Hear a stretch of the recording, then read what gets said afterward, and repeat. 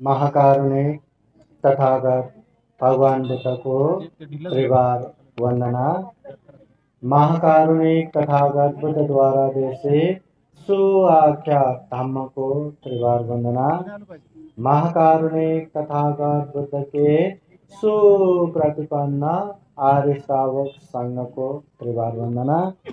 परम पूजनीय बोधिसत्व डॉक्टर बाबा साहब अम्बेडकर आज के विशेष 22वां विशाल बौद्ध धम्म परिषद में उपस्थित पूजनीय भिक्षु संघ और श्रद्धा संपन्न बुद्धि संपन्न उपासक उपासिकाएं,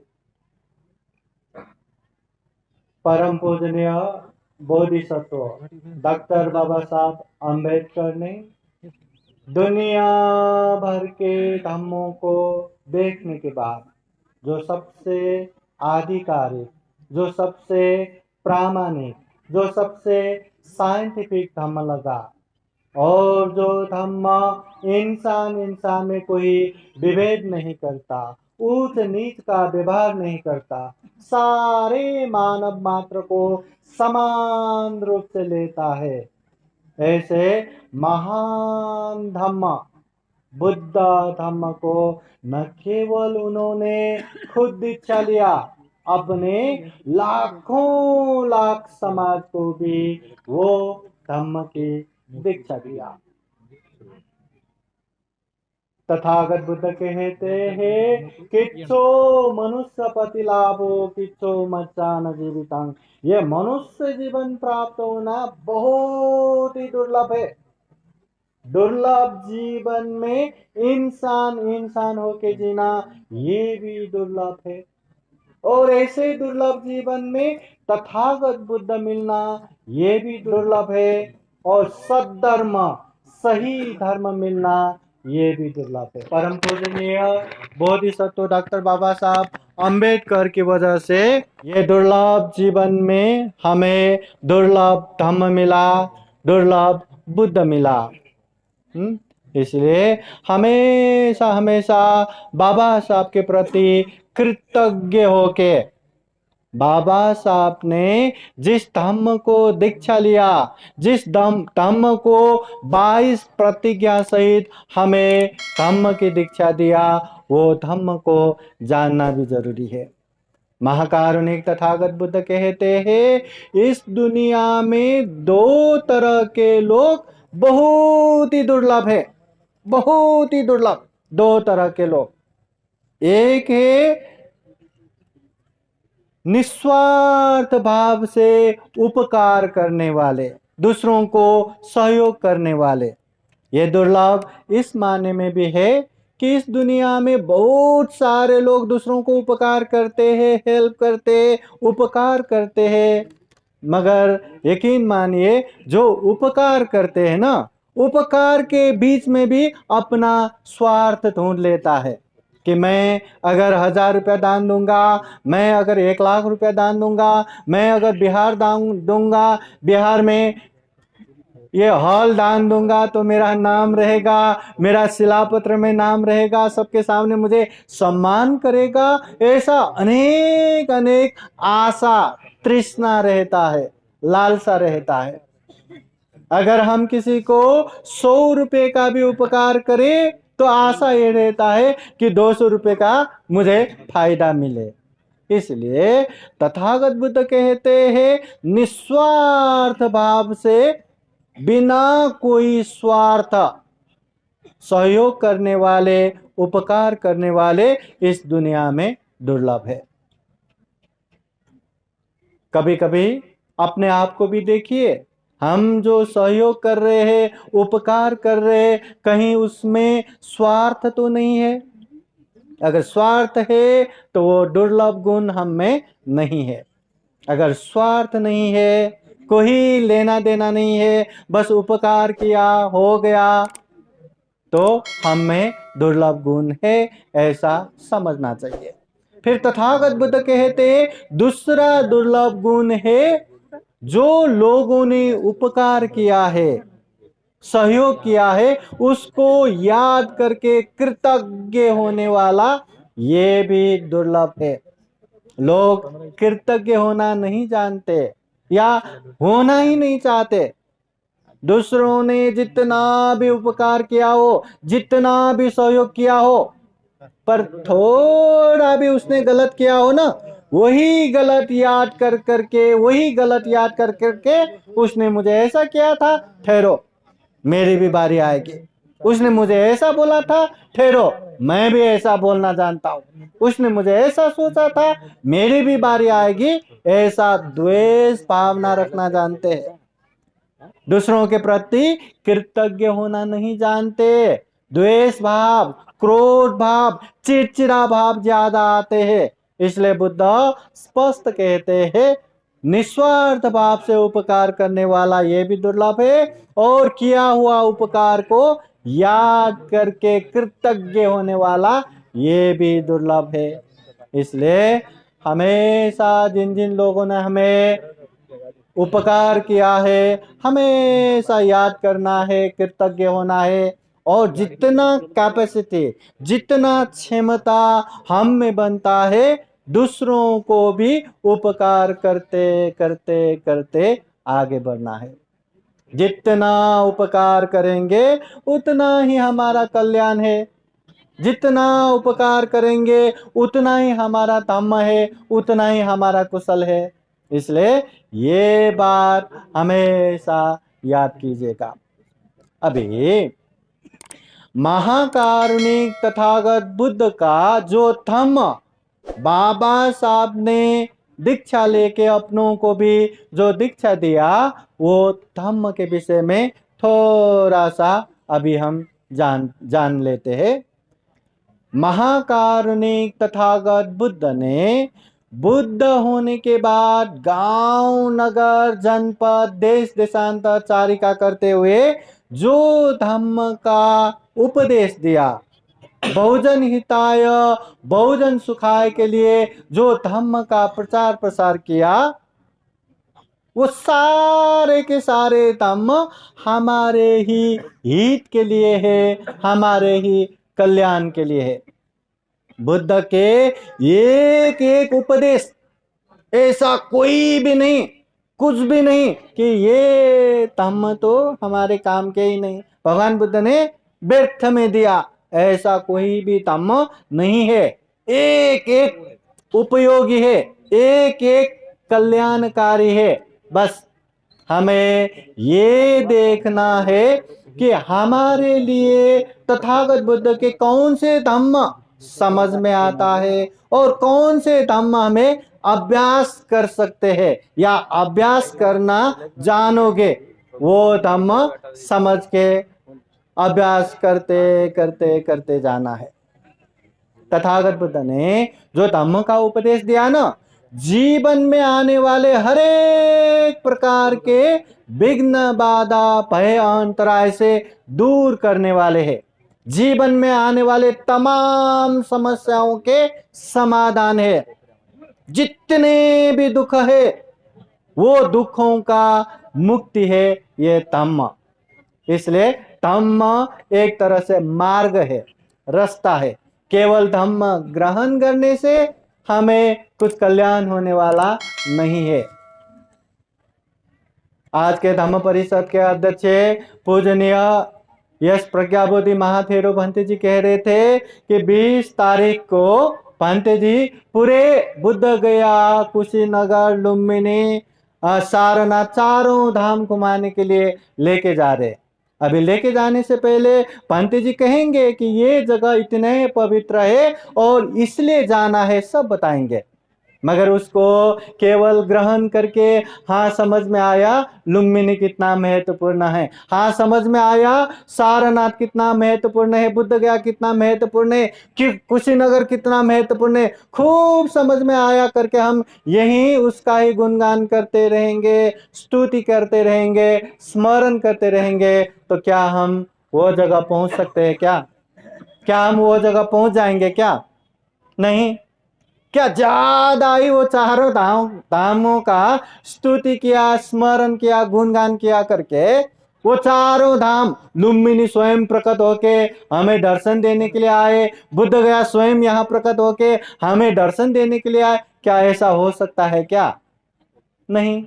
अगर जाना है तो केवल समझ के लेना काफी नहीं है, जैसे समझ में आए उस तरह से चलना भी जरूरी है। चाहे भंते के पीछे चलो, चाहे खुद का कार लेके चलो, चाहे ट्रेन से जाओ, चाहे प्लेन से जाओ, अथवा कुछ न हो तो पाई पाई, हाँ ऐसे पैदल ही चले जाओ, पर चले तो जाओ। फिर हम बोल सकते हैं एक न एक दिन ये इंसान जरूर वहां पहुंचेगा। ये धम्म भी वैसा ही है। तथागत बुद्ध ने जो धम्म का उपदेश दिया, केवल आंखें बंद करके ऐसा किया तो ऐसा होगा, वैसा किया तो वैसा होगा, ये अच्छा होगा करके ऐसे आंखें बंद करके चिंतन मनन करके उपदेश दिया हुआ धम्म नहीं है। तथागत बुद्ध ने एक एक धम्म का स्वतः अभ्यास किया, उस मार्ग पे चले। वो मार्ग पे चलने के बाद देखते हैं मन का क्लेश खत्म हुआ, मन का मैल खत्म हो गया, दुख मुक्त निर्वाण प्राप्त हो गया, विमुक्ति सुख प्राप्त हो गया। तथागत बुद्ध में असीम मैत्री करुणा उत्पन्न होते हैं। ऐसे ज्ञान, ऐसे दुख मुक्त मार्ग लोगों तक भी पहुंचाना चाहिए। फिर तथागत बुद्ध सबको वो धम्म का उपदेश देते हैं। अभी तथागत बुद्ध ने ऐसे धम्म देश ना दिया, हमारे बुद्ध ने, हमारे धम्म गुरु ने ऐसा उपदेश दिया करके तथागत बुद्धांचा विजयसु ऐसा ही करते करते करते बैठेंगे तो बुद्ध वहां पहुंचे, बुद्ध दुख मुक्त हुए, क्या हम दुख मुक्त होंगे? क्या बुद्ध निर्वाण पहुंचे, क्या यहां बैठ के विजय शुभ कहने से हम वो निर्वाण पहुंच सकते हैं क्या? नहीं ना। तो सबसे पहले बुद्ध ने जो खुद अनुभव करके दुख मुक्ति ज्ञान प्राप्त करके लोगों को दिया हुआ ज्ञान को सबसे पहले अच्छे से जानना है, समझना है। ये तो पहला मार्ग हुआ। और जो धम्म को आप लोग जानेंगे, जो धम्म को आप लोग समझेंगे, उसको अभ्यास भी करना है, व्यवहार में पालन भी करना है। जिस तरह बुद्ध गया जाना है तो चलना पड़ेगा ना, वैसे ही धम्म को भी पालन करना पड़ेगा। अगर पालन करेंगे तो जीवन में सुख भी आएगा, शांति भी आएगा, आनंद भी आएगा। अगर बुद्ध गया चलेंगे तो एक दिन पहुंचेंगे, उसी तरह धम्म का अभ्यास करेंगे तो एक दिन न एक दिन हमें भी वो विमुक्ति सुख, वो दुख मुक्त निर्वाण प्राप्त होगा ही। इसलिए तथागत बुद्ध धम्म परियति प्रतिपत्ति प्रतिवेद के रूप में उपदेश देते हैं। परियति धम्म, ज्ञान को अच्छे से जान लो। प्रतिपत्ति धम्म, जो जाना है वो धम्म को अच्छे से अभ्यास करो। प्रतिवेद धम्म, अच्छे धम्म को जान के अभ्यास करेंगे, पालन करेंगे तो अच्छे मार्ग फल भी पहुंच जाएंगे, अच्छे मार्ग फल भी प्राप्त होगा। चाहे वो श्रोतापति हो, सकितागामी हो, अनागामी हो, अरहत हो, प्राप्त होगा ही। इसलिए तथागत बुद्ध ने जो धम्म का उपदेश दिया, एक तरह से एक नाव की तरह है। तथागत बुद्ध के वाणी संग्रहित जो धम्म ग्रंथ है, त्रिपिटक, सुत्त पिटक, विनय पिटक, अभिधम्म पिटक, वो सुत्त पिटक में भी 5 निकाय है, दीघ निकाय, मध्यम निकाय, अंगुत्तर निकाय, खुद्दक निकाय, ये संयुक्त निकाय, 5 ग्रंथ है। वो 5 ग्रंथों में ये मध्यम निकाय के अलगदूपम सूत्र में तथागत बुद्ध कहते हैं धम्म एक नाव समान है। नाव का काम क्या है? बड़े बड़े सागर हो, नदी हो, जो हम सामान्यतः वो सागर पार नहीं कर सकते, वो नाव के जरिए हम पार करते हैं। वैसे ही दुनिया में अनेक अनेक दुख पड़ा है, वो दुखों से मुक्त होने के लिए ये धम्म है। तथागत बुद्ध एक उदाहरण देके समझाते हैं। कोई एक इंसान जंगल के मार्ग पे चल रहे। हाँ, कोई एक इंसान जंगल के मार्ग पे चल रहे हैं। अभी जंगल का रास्ता बोले तो कभी कभी लोग वहां चलते हैं, इसलिए वो रास्ता भी हो न हो जैसा ही।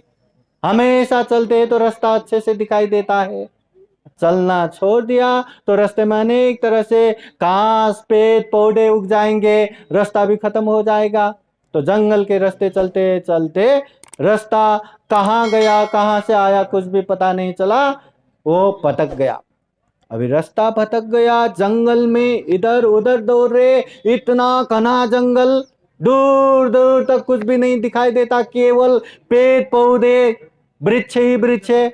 अब क्या करेंगे, वो डर जाते हैं, कभी भी कोई भी जंगली जानवर आके उसका मतलब खत्म कर सकते हैं, मृत्यु हो सकते हैं। अब क्या करेंगे, तो इतना डर डर के वो यहां से वहां वहां से यहां भागते भागते रहते हैं। तो जंगल के मार्ग में भटकने के बाद अभी वो इंसान इतना भयभीत हो जाता है, इतना डर जाते हैं कि जैसे जैसे अंधेरा हो जाएगा कोई भी जंगली जानवर आके उसको खत्म कर सकता है। वो डर के मारे इधर से उधर उधर से इधर भागते भागते रहते, पर करे तो क्या करे, रास्ता दिखाई न देता। तो ऐसे भागते भागते भागते भागते उसके किस्मत वो जंगल के किनारे पहुंच गए। अभी जंगल के किनारे पहुंचने के बाद वो देखते हैं कि वहां बहुत बड़ा नदी है, और नदी के उस किनारे देखते हैं वहां कोई भी दुख नहीं, भय नहीं, त्रास नहीं, वहां आराम ही आराम है। और जिस किनारे वो खड़े हैं देखते हैं इतना भयानक जंगल, कभी भी कोई भी जंगली जानवर आके उसको खत्म कर सकता है। अब करे तो क्या करे, तो वो नदी इतना बड़ा था कि वो तैर के उस तरफ जा भी नहीं सकता, और वहां जाने के लिए पुल भी नहीं बना था। अब क्या करे, तो वो यहां वहां से लकड़ी पत्ते रस्सी जमा करके मेहनत से छोटा सा एक नाव बना देता है। वो नाव बन गया तो नाव में बैठ के मुश्किल से वो नदी पार करता है, उस किनारे पहुंच जाते हैं। उस किनारे पहुंच के देखते हैं जिस किनारे से वो आया वो इतना भयानक, इतना भयावह जंगल, कभी भी कोई भी जंगली जानवर आके उसको खत्म कर सकता है, कभी भी उसका मृत्यु हो सकता है।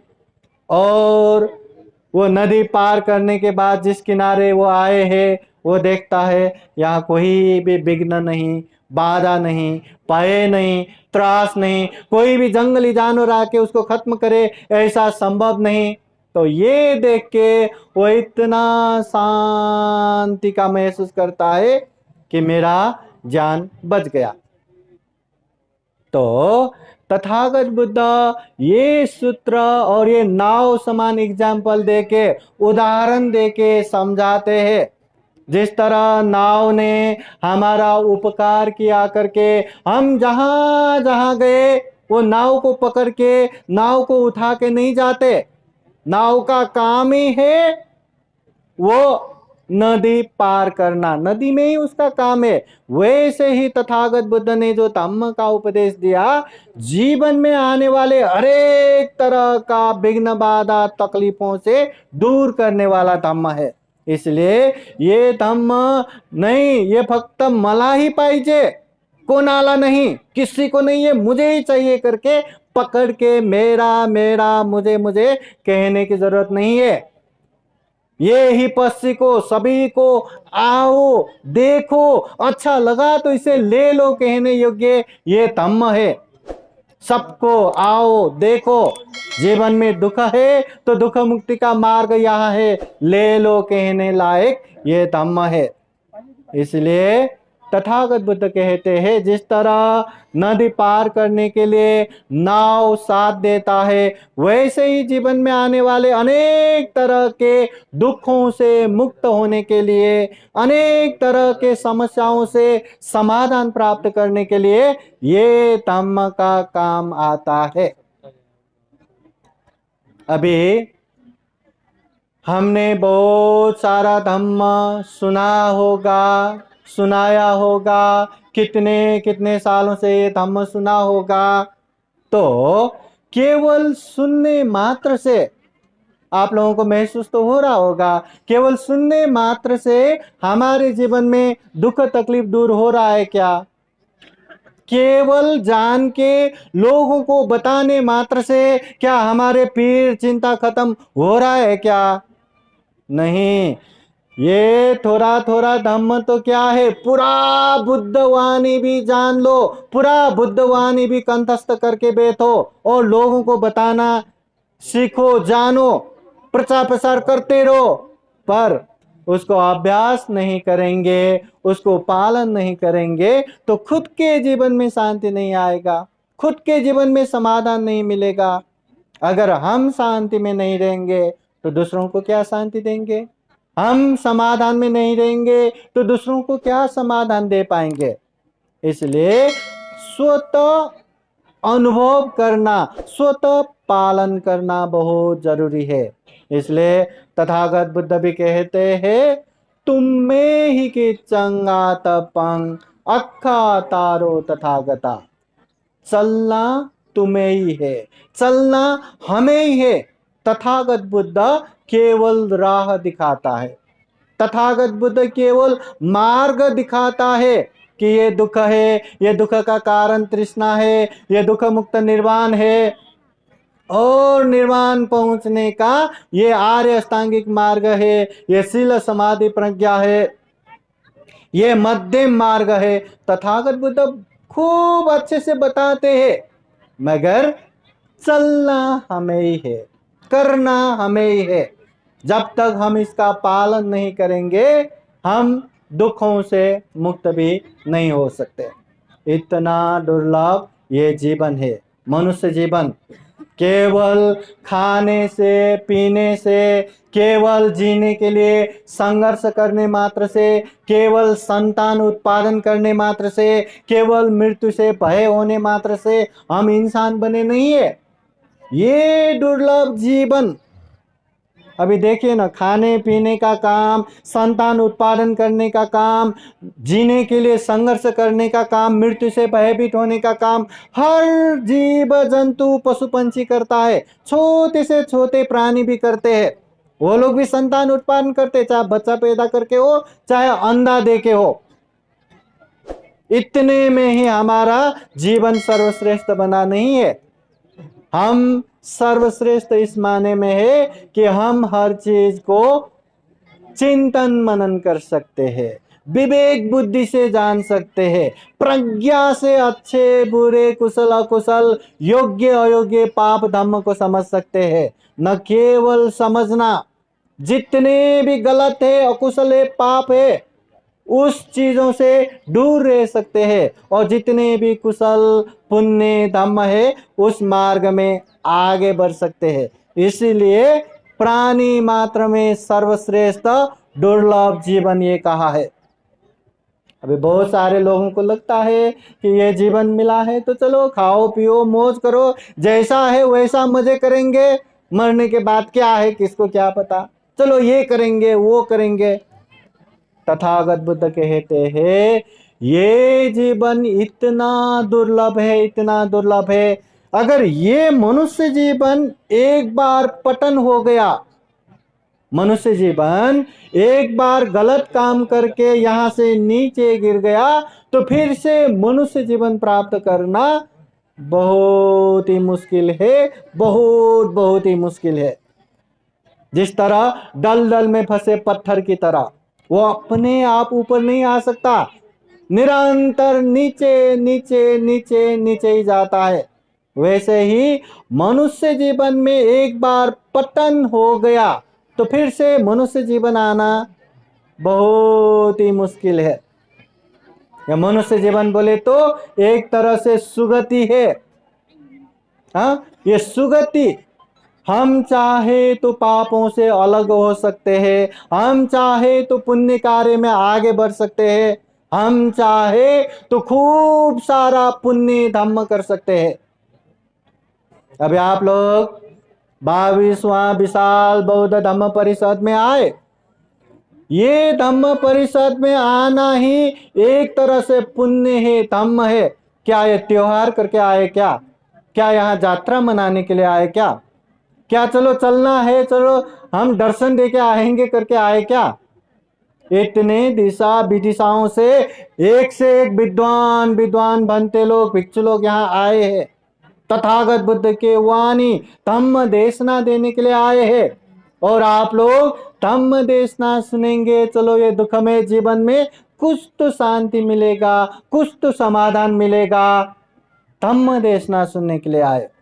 अभी माहौल तो अच्छा है, पुण्य का माहौल है, कुशल कर्म का माहौल है, पर ऐसे माहौल में भी आप लोग हाँ चलो गर्म हो रहा है, चलो खाना खाने को हो गया क्या, चलो यहाँ जाना है, चलो वहां जाना है, ऐसे ही तलमल तलमल करते रहेंगे, ऐसे ही बेचैनी व्याकुल होते रहेंगे, तो कहाँ पुण्य होगा?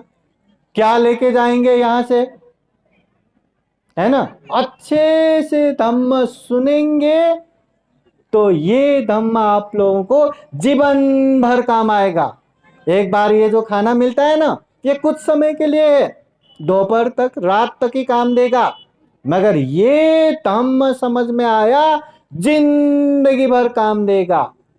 इसलिए जितना हो सके धम्म को सुनना है, ग्रहण करना है, और उसमें जो जो अच्छा लगा, जो जो पालन कर सकते उसे पालन भी करना जरूरी है। अभी यहां जितने भी भंते लोग उपदेश देंगे, सारे भंते लोग यही तो बोलेंगे ना, अच्छा करना चाहिए, बुरा नहीं करना चाहिए, कुशल करना चाहिए, अकुशल नहीं करना चाहिए, यही तो उपदेश देंगे ना। हाँ, अनेक उदाहरण दे दे के, अनेक बुद्धवाणी को आगे रख रख के यही उपदेश देंगे। पर आप लोगों को समझना पड़ेगा, जिस तरह से आपका दिमाग तैयार होगा, जिस तरह से आपका मन तैयार होगा, उस तरह से समझना पड़ेगा, महसूस करना पड़ेगा, फिर जाके आप लोग अभ्यास कर पाएंगे, फिर जाके आप लोग पालन कर पाएंगे। इसलिए एक धम्म का माहौल हमेशा बनाते रहना चाहिए। अभी ये दुर्लभ जीवन का एक प्रसंग समझाने के लिए ये बौद्ध साहित्य में एक घटना आता है। विशाल समुद्र में एक बांस का टुकड़ा पड़ा है, उसमें छोटा सा छेद है, और वही समुद्र में एक कछुआ रहता है जो आंखों से अंधा है, और वो भी 100 साल में एक बार ही अपना सर ये सतह में निकालता है, फिर 100 साल तक समुद्र के नीचे पानी में ही रहता है। तो तथागत बुद्ध पूछते हैं, वो बांस के छेद में वो अंधे कछुआ अपना सर उसमें डाले, क्या ये संभव है क्या? इतना विशाल समुद्र, जो वो बांस के टुकड़े भी एक ही जगह नहीं रहता, वो कछुआ भी एक ही जगह नहीं रहता, 100 साल में एक बार सिर उठाने वाला वो कछुआ अपने सर वो बांस के छेद में रखे, ऐसा संभव है क्या? संभव ही नहीं, संभव ही नहीं।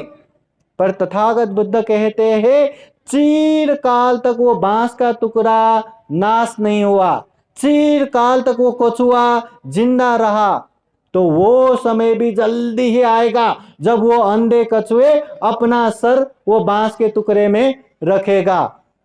मगर एक बार मनुष्य जीवन से पतन हो गया तो फिर से मनुष्य जीवन प्राप्त करना उससे भी कईयन कईयन कईयन ज्यादा मुश्किल है, असंभव है, बहुत ही मुश्किल है। अभी मुश्किल क्यों है? अभी देखिए ना, हम इंसान, जैसे हमने कहा, ये दुर्लभ है, ये अमूल्य है, ये सर्वश्रेष्ठ है, हम में चिंतन मनन शक्ति है, विवेक बुद्धि है, प्रज्ञा है, हर अच्छे हर बुरे को हम समझ सकते हैं, और ये भी समझ सकते हैं कि बुरे से दूर रहना चाहिए, अच्छे में आगे बढ़ना चाहिए। सर्वाना समझते ना, सबको समझते ना ये बात, फिर भी अच्छे करना है करके करने वाले कितने हैं? बुरे से दूर रहना चाहिए करके दूर होने वाला कितना है। तथागत बुद्ध नख में धूल लेके पूछते भिक्षुओं को, भिक्षुओं बताओ मेरे नख में धूल ज्यादा है या पृथ्वी में ज्यादा धूल है। भिक्षु लोग आराम से बताते हैं सारा पृथ्वी धूल ही धूल से भर पड़ा है, आपके नख में तो क्या धूल है, आपके नख में बहुत ही कम न्यून गौण ही धूल है। तो उस समय तथागत बुद्ध कहते हैं जिस तरह मेरे नख में थोड़ा ही धूल है वैसा ही दुनिया में अच्छे धम्म को जानने वाला, अच्छे धम्म को जान के पालन करने वाला, अच्छे धम्म जान के पालन करके अच्छे परिणाम को प्राप्त होने वाला मेरे नख में जितना धूल है उतना ही है। बाकी अच्छे धम्म को ना समझने वाला, समझ भी लिया तो पालन न करने वाला, पालन भी किया तो उसे परिपूर्ण ना करने वाला, ऐसा लोग बहुत ज्यादा है। मतलब धम्म करना है ये पता है, धम्म करना चाहिए ये भी पता है, पाप नहीं करना चाहिए ये भी पता है, पाप करने से दुख ही होगा, पीड़ा ही होगा ये भी पता है, फिर भी हम कितने पानी में है सबको पता है, हम कितना अच्छा कर रहे हैं, हम कितने बुराई से दूर हो रहे सबको पता है। इसलिए इतना दुर्लभ जीवन मिला है, पाप धम्म हम समझ सकते, हम चाहे तो पाप से दूर हो सकते, हम चाहे तो पुण्य में आगे बढ़ सकते, हम चाहे तो दुनिया में किसी को भी दुख दिए बिना निर्दोष जीवन जी सकते। इंसान छोड़ के कोई भी प्राणी निर्दोष जीवन नहीं जी सकता। तो इतना दुर्लभ जीवन प्राप्त होने के बावजूद भी हम अच्छे करेंगे, बुराई से दूर रहेंगे, ये मेहनत नहीं करते। मेहनत भी किया तो परिपूर्ण रूप से आगे नहीं बढ़ सकते, और हम भी गलत अकुशल पाप करके सर के बल दुर्गति में पतन हो जाते। तो मनुष्य पतन होने के बाद वो पशुओं को, वो पंछियों को, वो जीव जंतुओं को कहाँ पाप धर्म का समझ, कहाँ कुशल अकुशल का समझ, और जिसको समझ ही नहीं आता वो कहाँ पाप से बचेगा, कहाँ वो पुण्य में आगे बढ़ेगा, और कहाँ वो पुण्य करके सुगति आएगा। इसलिए तथागत बुद्ध कहते हैं एक बार मनुष्य जीवन से पतन हो गया, फिर से मनुष्य जीवन प्राप्त करना बहुत ही दुर्लभ है। इसलिए इतने दुर्लभ जीवन में बहुत ही सजग होके, सचेत होके हमें धम्म कार्य करना है। जब भी मौका मिले, चाहे बौद्ध धम्म परिषद हो, चाहे कहीं भी कार्यक्रम हो, जब भी मौका मिले धम्म देशना सुनना चाहिए। कोई मन में संदेह हो तो धम्म चर्चा करना चाहिए, और जो जो भी समझ में आए उसे पालन करते भी जाना चाहिए। केवल जान के हमें फायदा होने वाला नहीं है। दानं ददंत श्रद्धाय, श्रद्धा पूर्वक दान देना चाहिए ये हमें पता है, पता होने से कुछ होगा क्या, वैसे ही हमें श्रद्धा से दान देना पड़ेगा। शीलं रखन्तु सर्वदा, हमेशा हमेशा शील पालन करना चाहिए ये भी पता है, पर हम शील ही पालन नहीं करते तो कहाँ कल्याण होगा। पावनाभिरता होन्तु, मन को परिशुद्ध करने के लिए ध्यान भावना करना चाहिए ये भी पता है, पर कभी हम ध्यान ही नहीं करते तो कहाँ कल्याण होगा। इसलिए हमें पालन भी करना जरूरी है। जितना हम पालन करेंगे, जितना हम अभ्यास करेंगे उतना ही कल्याण होगा। एक धम्म का माहौल बनाते रहना चाहिए। आप लोग मुंबई गए होंगे ना, मुंबई के लोकल ट्रेन पता है, वहां लोकल ट्रेन में वो सामने भी खड़ा रहो ना, ट्रेन में चढ़ने की जरूरत नहीं, पीछे वाले धक्का दे दे के आपको ट्रेन में बिठा देगा। तो उसी तरह हमें भी एक धम्म का माहौल बनाते रहना चाहिए। यकीन मानिए दान देने वालों के बीच में रहा ना, भले ही आप लोग ज्यादा दान न दे पाए, बड़े बड़े बिहार या बिहार के लिए जमीन या मूर्ति दान न दे पाए, पर थोड़ा थोड़ा दान तो दे ही दे देंगे। सील पालन करने वालों के बीच में रहा तो भले ही आप लोग अच्छे से ज्यादा सील पालन ना कर पाए, पर थोड़े थोड़े सील तो पालन कर ही लेंगे। ध्यान भावना करने वालों के बीच में रहा ना, भले ही आप लोग 10 दिन 20 दिन 30 दिन के लिए शिविर में जाके ध्यान न कर पाए, पर थोड़ा ध्यान तो कर ही लेंगे। इसलिए एक धम्म का माहौल बनाते रहना चाहिए, और ये माहौल हमें ही बनाना है। हमारे लिए कोई आके चलो तुम्हें दान करने की माहौल बना देता हूं करके बना के देगा नहीं, सील पालन करने का माहौल बना के देता हूं ऐसा देगा नहीं। हमें ही करना है। दान देने की इच्छा है तो दान करने वाले के एक ग्रुप बनाइए। हाँ, श्रद्धा से जहां जहां दान देने की इच्छा है, या जहां जहां दान देने से ज्यादा पुण्य मिलेगा, ऐसे जगह पे दान देते जाइए। सील पालन करना पसंद है तो सील पालन करने वालों का समूह बनाइए। समूह में रहेंगे तो वो पंचशील पालन कर रहा है, वो उपवास पालन कर रहा है, वो ये पालन कर रहा है, वो पालन कर रहा है, और खुद भी वो देख देख के पालन कर ही लेंगे। और ध्यान भावना करना इच्छा है तो ध्यान भावना करने वालों का एक माहौल बनाइए। भले ही वो दूसरे लोग ज्यादा करे, उन लोगों को देख देख के आप लोग भी थोड़ा थोड़ा कर ही लेंगे। मगर ये धम्म का माहौल हमें बनाना ही चाहिए।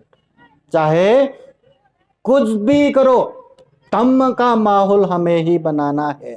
जितना हम धम्म का माहौल बनाएंगे उतना पुण्य करते करते आगे बढ़ेंगे। ये हमें करना बहुत जरूरी है। इसलिए भी जरूरी है कि हमें दुर्लभ जीवन प्राप्त हुआ है, इसलिए भी जरूरी है दुर्लभ जीवन में दुर्लभ तथागत बुद्ध मिला, तथागत बुद्ध का सद्धर्म मिला, और इसलिए भी आवश्यक है कि दुर्लभ जीवन में सही रूप में इंसान होके हमें जीना है। इसलिए केवल जानने के लिए नहीं, पालन करने के लिए बुद्धवाणी जानिए, सीखिए। जान के पालन करेंगे तो खूब कल्याण होगा। अभी हमने सबसे पहले पंचशील प्रार्थना किया, वो पंचशील भी सबसे पहले जानना है। पहला शील क्या है? पानाति पाता वेन मनि, प्राणी हिंसा नहीं करना, ये जान लिया। अब पालन करना है, कभी भी किसी को दुख नहीं देना, नहीं मारना। कितना भी मौका मिले, कितना भी अवसर मिले, फिर भी हिंसा नहीं करना, ये पालन करना है। दूसरा शील क्या है? अदिन्ना दाना वेरमणि, चोरी नहीं करना, ये हमने जान लिया। अभी मौका भी मिले, देखा कि लोगों का वहां पर्स पड़ा है, देखा लोगों का सोना पड़ा है, देखा वहां मोबाइल पड़ा है, मौका है, किसी ने देखा नहीं करके एकदम तो वो उठा के अपने बैग में रखना नहीं है। किसी का होगा, जरूरतमंदों का होगा, ये किसका है करके अनाउंस करना चाहिए। ऐसे मौका मिला तो भी चोरी नहीं करना। तीसरा शील क्या है?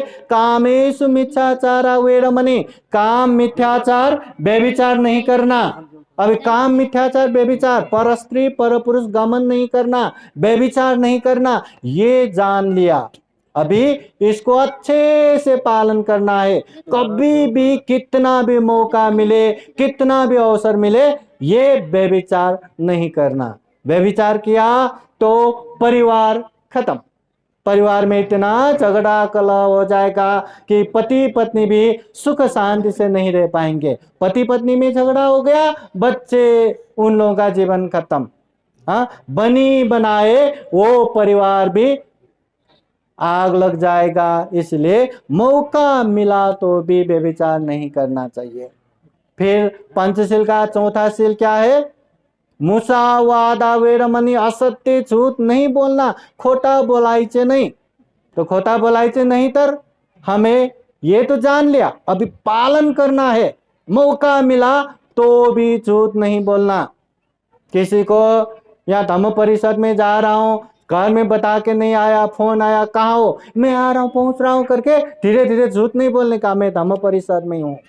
मोबाइल की वजह से भी बहुत लोग झूठ बोलते हैं ना। कार में ही बैठा रहता है, हाँ मैं आ गया, ट्रैफिक में हूं, मैं बीच रास्ते में पहुंच गया हूं। मजाक मजाक में इतना झूठ बोल के क्या मिलेगा? पर वो झूठ बोला ना, उसका विपाक जरूर मिलेगा, उसका पाप जरूर मिलेगा और उसका दुख बहुत भयानक मिलेगा। इसलिए मजाक मजाक में भी झूठ नहीं बोलना, ये हमें अभ्यास करना है। फिर पंचशील का पांचवा शील क्या है?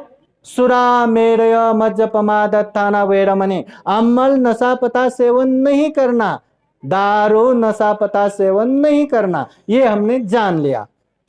अभी जानने के बाद उसे पालन करना है। हमें तो पीना नहीं है, हमें तो नशा पता सेवन नहीं करना। कोई करता भी है तो उन लोगों को समझाना चाहिए, देखो दुनिया में जो भी नशा पता करते उन लोगों का जीवन नर्क से बेहतर हुआ है, बदतर हुआ है, नर्क से भी खतरनाक हुआ है। उसका परिवार खत्म हुआ है, धन संपत्ति खत्म हुआ है, इज्जत खत्म हुआ है, इंसान होके भी पशु जैसा जीना पड़ रहा है। और दारू नशा पता सेवन नहीं करेंगे तो इतना सम्मान के साथ, इतना इज्जत के साथ जी पाएंगे, उसको समझाना है।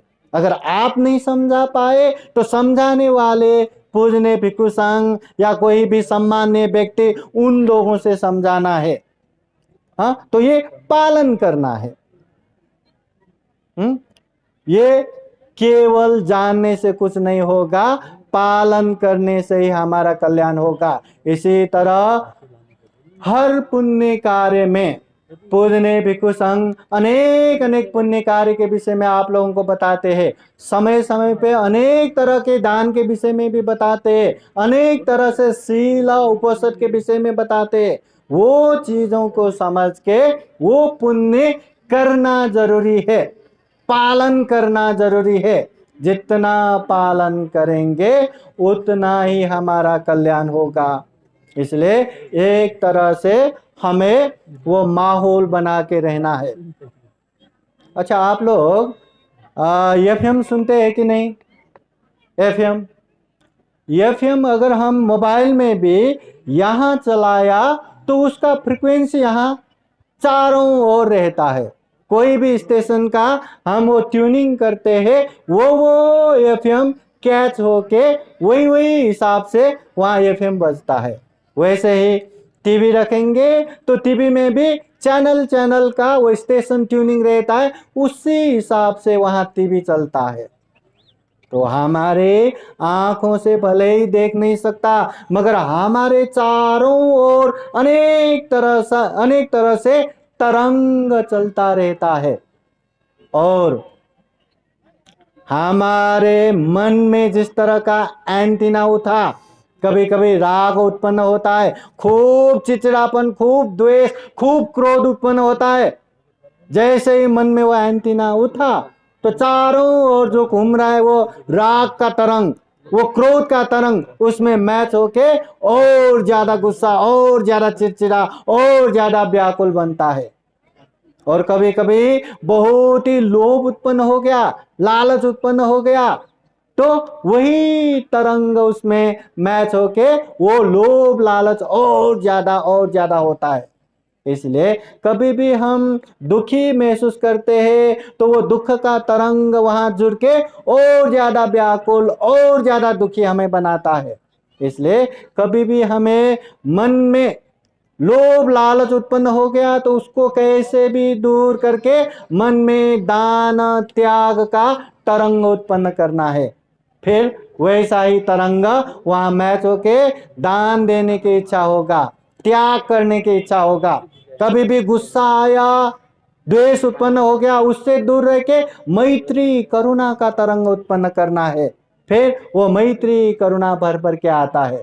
मतलब हम जो कर रहे हैं ये प्रकृति भी वैसा ही हमें साथ देते हैं। आप लोग गलत करते हैं, भले आप लोग गलत करने में आप लोग सक्सेस हो, सफल हो, पर उसका परिणाम दुखदायी होता है, उसका परिणाम गलत ही होता है। इसलिए तथागत बुद्ध कहते हैं, नहीं वेरे न वेरानी सम्मन्ति दकुदाचनं अवेरे न च सम्मन्ति ये सधम्मो सनातनो। नहीं वेरे न वेरानी, वैर से वैर भाव कभी शांत नहीं होगा। गुस्से से गुस्सा कभी शांत होगा ही नहीं। कभी कभी लगता है ना, सामने वाले गुस्सा करता है तो उसको भी हैं हूं करके गुस्सा करेंगे तो वो शांत बैठेगा, नहीं, वो गुस्सा और भड़क जाता है। छोटे से छोटे चीजों में वो शांत होना था, न जाने कितना बड़ा बड़ा भयानक रूप लेके वो खत्म हो जाता है। इसलिए बुद्ध कहते नहीं वेरे न वेरानी, वैर से वैर कभी शांत नहीं होता, गुस्से से गुस्सा कभी शांत नहीं होगा। अवेरे न सम्मति, ये जो मैत्री भाव से ही गुस्सा शांत होगा। कोई एक जन शांत रहेंगे तो ही वो गुस्सा शांत होगा। ये धम्मो सनातनो, यही पहले से चले आए धम्म है। कभी गुस्सा आया तो गुस्सा और बढ़ाते मुंह से जो मर्जी आए बोलना, शरीर से जो मर्जी आए करना, ऐसा नहीं करना चाहिए। इससे और ज्यादा हमें दुख ही होगा। ये बुद्ध वाणी है। और तथागत बुद्ध सारांश में बुद्ध का उपदेश बताते हैं, सब पाप सकरणं, किसी प्रकार का पाप न करना, कुशल उपसंपदा, अपनी चित्त को परिशुद्ध करना। कोई भी मतलब पाप से दूर रह के पुण्य कुशल कर्म करना। सचित परियोदपन, अपने चित्त को परिशुद्ध करना। ये तंग बुद्धान शासनं, ये बुद्धों की शिक्षा है। इसलिए आज के विशाल 22वां बौद्ध धम्म परिषद में ये जो उद्घाटन करने का सुअवसर दिया है पूजनीय भिक्खु यस प्रज्ञा बुद्धि महाथेरो भंते जी के प्रति खूब खूब आभार, खूब खूब कृतज्ञता व्यक्त करते हैं। भंते जी गांव गांव में यहाँ वहाँ जाके खूब धम्म प्रचार प्रसार करते हैं। वो भंते जी हमसे ज्येष्ठ है, हमसे श्रेष्ठ है, फिर भी बहुत ही नम्र भाव से हमसे व्यवहार करते हैं, बातें करते हैं। वो भंते जी जितने भी बुद्ध शासनिक कार्य कर रहे हैं, जितने भी धम्म गतिविधि कर रहे हैं, वो धम्म गतिविधि बुद्ध धम्म संघ और अनंत अनंत बोधिसत्वों के अनुभव से और अच्छे से संपन्न हो और अच्छे से सफल हो, ये कामना करते हैं। 22वां विशाल बौद्ध धम्म परिषद में सहयोगी बन के जो भी यहाँ सहयोग करके बैठे हैं, विशेषतः यहाँ पंते जी के साथ रह के सहयोग करने वाले भिक्षु सागर बोधि, ये अतदीप भंते प्रमुख जितने भी भंते लोग हैं, जितने भी उपासक उपासिकाएं हैं, उन सब का भी खूब खूब सुखी हो, कल्याण हो, मंगल हो, ये कामना करते हैं। फिर एक बार दुर्लभ अमूल्य सर्वश्रेष्ठ जीवन में अच्छे से धम्म को समझ सके, धम्म को समझ के पालन कर सके, हमेशा हमेशा एक धम्म का माहौल बनाते रहे। चाहे दान देने वाले हो, चाहे शील पालन करने वाले हो, चाहे ध्यान भावना करने वाले हो, चाहे धम्म देशना सुनने वाले हो, हर तरह से धम्म करने का ये माहौल बनाते रहे और ज्यादा से ज्यादा पुण्य धम्म करते करते ये जीवन में खूब सारा पुण्य धम्म आर्जन कर सके। जन्म जरा व्याधि मरण से मुक्त जो विमुक्ति सुख है, जो निर्वाण सुख है, वो भी साक्षात्कार कर सके। सभी लोग निर्वाण के तरफ निरंतर आगे बढ़ सके, ऐसी कामना करते हैं। और धम्म देशना देने के लिए पूजनीय भिक्षु संघ आज बहुत सारे उपलब्ध है, इसलिए ज्यादा धम्म देशना को लंबा न करते हुए अपनी धम्म देशना को यहीं विश्राम देते हैं। सबका मंगल हो, सबका कल्याण हो। भवतु सब मंगलम्।